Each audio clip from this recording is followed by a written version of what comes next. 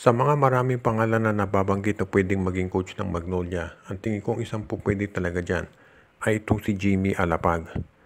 Alam na natin ang pedigree nitong si Jimmy Alapag bilang isang player at bilang isang coach ay hindi na rin ito matatawaran. Kaya masasabi natin na kung ito ang kakausapin ng SMC bilang maging coach ay makatutulong talaga ito dito sa Magnolia Chicken Templados Hot Shots.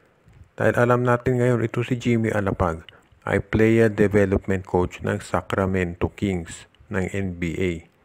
Hindi ka kukunin ng NBA kung hindi ka mahusay na coach. Alam ng lahat yan. Kaya yung pagkakuha dito kay Jimmy Alapag, alam natin, isa yung senyales na napakahusay nito na coach. Hindi yan gagawin ng Sacramento Kings kung hindi sila bilib sa'yo. Kaya sa tingin ko, yan ang magandang magawa nitong Magnolia Chicken Templados. Kausapin itong si Jimmy Alapag at bigyan ng magandang kontrata para maging head coach nitong Magnolia Chicken Templados. Tandaan natin, ito si Jimmy Alapag dati nagkaroon na ng ugnayan sa SMC. Naging coach na yan ng San Miguel sa ABL at nag-assistant na rin yan sa San Miguel sa PBA. Kaya sa tingin ko makatutulong itong si Jimmy Alapag kung mapupunta dito sa Magnolia. Marami nang nabanggit na mga pwedeng coaches sa Magnolia pero sa tingin ko itong si Jimmy Alapag isa doon sa pinakamahusay na kandidato na pwede nila makuha. At sigurado ako na irerespeto yan ng mga players dahil alam naman natin na ito si Jimmy Alapag napakahusay niyan. At bilang isang player, madaling makipag-usap doon sa mga nasa court. Dahil syempre kung ikaw ay katulad nila Baroka, sila Halalon, sila Paul Lee, kapag may sinabi si Alapag, alam ninyo na iyon ay na-experience din niya dahil siya ay naging player din.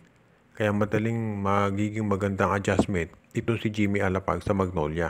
Katulad ng binalita natin ng mga nakaraang araw, itong si Troy Rosario ay baka pumirma na raw ng kontrata dito sa Korean Basketball League at hindi na matuloy yung paglipat nito sa San Miguel Beer na kagustuhan ng management ng SMC. So kung hindi nila makukuha itong si Troy Rosario, titingin sila ng ibang options. At ang mukhang nakikita raw ngayon ay subukan kunin itong si Jason Perkins. Dahil itong si Perkins isang power forward yan na pwede nilang magamit sa loob. Yun nga lang, mas mataas ang asking price dito kay Jason Perkins dahil yan ay hindi free agent at naglalaro para sa isang independent team. Kaya mahirap makuha yan ng San Miguel Beer. Siyempre, ang pwedeng gawin ng SMB ay bigyan ng malaking offer itong si Perkins. At kapag ginawa nila yan, magre-request ito ng mga trade mula sa Phoenix. Ngayon, kung ikaw naman ang Phoenix at yung player mo ay ayaw na maglaro sa koponan, syempre baka wala ka ng choice kung hindi i-trade ito. Dahil bakit mo papipilitin ng isang player na maglaro sa'yo kung ayaw na talaga. Pero syempre, kinakailangan i-consider mo rin yung team mo. Dahil katulad ng Rain or Shine, itong si Rain ng Batak nag-request ng trade. Pero hindi naman siya tinrade ng Rain or Shine dito sa SMC na gusto niya.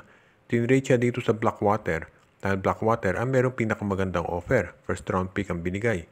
So itong Phoenix kung gusto rin ni Jason Perkins na ma-trade, kinakailangan tignan nila yung offer na magiging kapalit. Kung maganda ibigay ng San Miguel Beer, yun doon nila bibigay. Pero kung may mas magandang offer, sa ibang team siya mapupunta. So ganyan ang magiging sitwasyon dito.